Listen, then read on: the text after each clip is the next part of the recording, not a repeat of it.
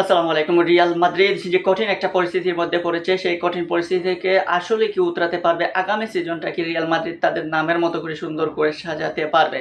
এই বছরটা রিয়াল মাদ্রিদের জন্য একটা ব্যাড সিজন, কারণ এই সিজনে কোনো কিছুই তাদের পাওয়া হলো না। উল্টো বার্সেলোনার সামনে তাদের লজ্জা পেতে হলো, কারণ ৯৭ বছরের ইতিহাসে রিয়াল মাদ্রিদের সামনে এরকম শিরোপা উদযাপন করে নাই বার্সেলোনা। ৯৭ বছর পর এভাবে উদযাপন করলো, এবং এই উদযাপনটা বলতে হবে একদম দাপটের সহিত। এবার লিগে অর্থাৎ লা লিগায় এই রিয়াল মাদ্রিদ বার্সার মুখোমুখি হয়েছিল দুইবার, এবং দুইটা বারই তারা হেরেছে। সো ৩-২ গোল এবং ২-০ গোল। কালকের ম্যাচটাই দেখেন, ফার্স্ট হাফে তারা ২-২টা গোল খেয়ে বসে আছে। আমরা যত ভেবেছিলাম হয়তো সেকেন্ড হাফে আরও গোল আরও বেশি বাড়তে পারে, কিন্তু না যাই হোক সেকেন্ড হাফটা কন্ট্রোল করতে পারলো রিয়াল মাদ্রিদ, কিন্তু জিততে তো আর পারলো নাই, ওইটা গোলও দিতে পারলো না। এবং তার অর্ধেক কৃতিত্বই আপনি তিবো কর্তুয়াকে দিতে হবে, কারণ ইনজুরি থেকে ফিরে তিবো কর্তুয়া তার দায়িত্ব যথারীতি পালন করলেন এবং দারুণ গোলকিপিং করেছেন, না হলে গোল আরও বেশি হতে পারতো। সো এবার আসি রিয়াল মাদ্রিদের এই পারফরমেন্সের কারণটা কি। রিয়াল মাদ্রিদ এই দেখেন, এই দলটার মধ্যে সব কিছুই রয়েছে, তারকায় টাসা বলতে হবে। প্রত্যেকটা প্লেয়ারই, এমনকি প্রত্যেকটা প্লেয়ারের মধ্যে সে কোয়ালিটিও রয়েছে, কিন্তু নাইটা হচ্ছে তাদের মধ্যে যে ইউনিটি, সেই ইউনিটিটা এই মুহূর্তে খুবই একদম দেখা যাচ্ছে খুবই সামান্য।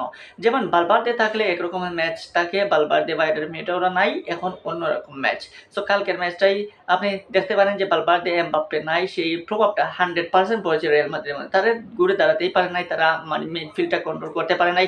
সেখানে আর্দা গুলার কিংবা মাস্তানতুনোর মতো প্লেয়াররাও কিন্তু যথার্থ না এই পজিশনে, এবং রিয়াল মাদ্রিদের নামের সাথে এই মাস্তানতুনোদের মতো প্লেয়ারদের আসলেই সেট আপ হয় কিনা সেটাও নিয়েও প্রশ্ন থেকেই যায়। কিন্তু তারপরেও যেহেতু রিয়াল মাদ্রিদ কর্তৃপক্ষ তাদের টিম সেট আপ করেছে এবং এই সিজনটা শেষ, সব কিছু তো শূন্য।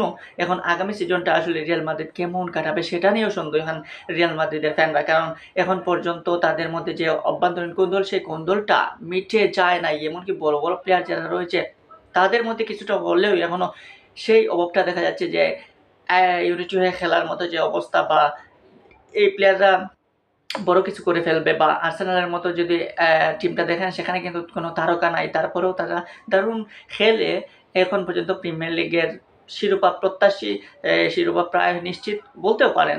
কারণ ১টা-২টা ম্যাচ রয়েছে, এই ম্যাচগুলো ভালো খেললেই তাদের শিরোপা হয়ে যাবে, এবং যদি ম্যান সিটি হেরে যায় আর একটা ম্যাচ, তাহলে তো একদমই শেষ।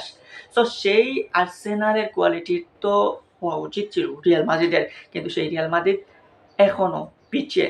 এই ভিনিসিয়াস জুনিয়র কিংবা অন্যান্য যারা রয়েছে অ্যাটাকিংয়ে, তাদের দিয়ে আসলে রিয়াল মাদ্রিদ হয়তো সাময়িক তারা সান্ত্বনা পাচ্ছে যে একটা ম্যাচ জিতলে আরেকটা ম্যাচ হেরে যাচ্ছে, বা ২টা ম্যাচে হারলেও ৫টা ম্যাচ জিতে যাচ্ছে, কিন্তু শিরোপাটাও এই টিম দিয়ে হবে বলে আমার মনে হয় না।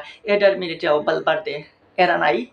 রিয়াল মাদ্রিদের মিডফিল্ড ডিফেন্স লাইন একদম নাই, সেটা আপনি দেখতে পাচ্ছেন। তিবো কর্তুয়াকে দিয়ে আপনি কয়দিন ঠিক রাখবেন? তিবো কর্তুয়া ১০টার মধ্যে ৮টা সেভ দিলেন, ২টা তো গোল হয়ে যাবে।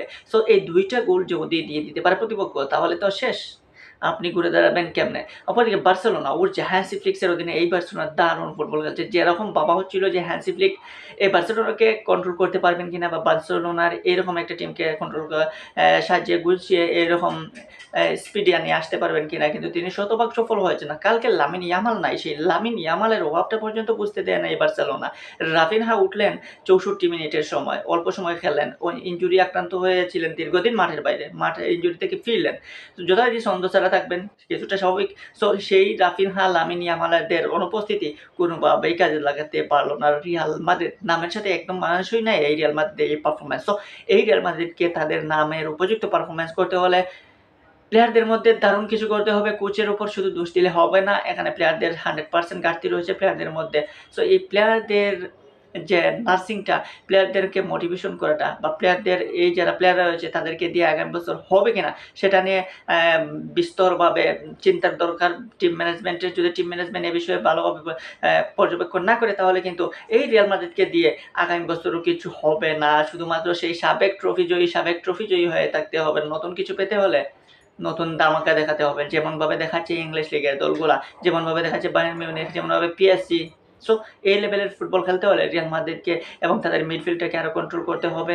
ভালো ভালো প্লেয়ারদেরকে, যারা উদীয়মান প্লেয়ার রয়েছে নামের খাতিরে না, যারা পারফরমেন্সের খাতিরে খেলতে পারে, যারা দলকে ভালোবেসে খেলতে পারে, তাদেরকে দলে রাখা উচিত।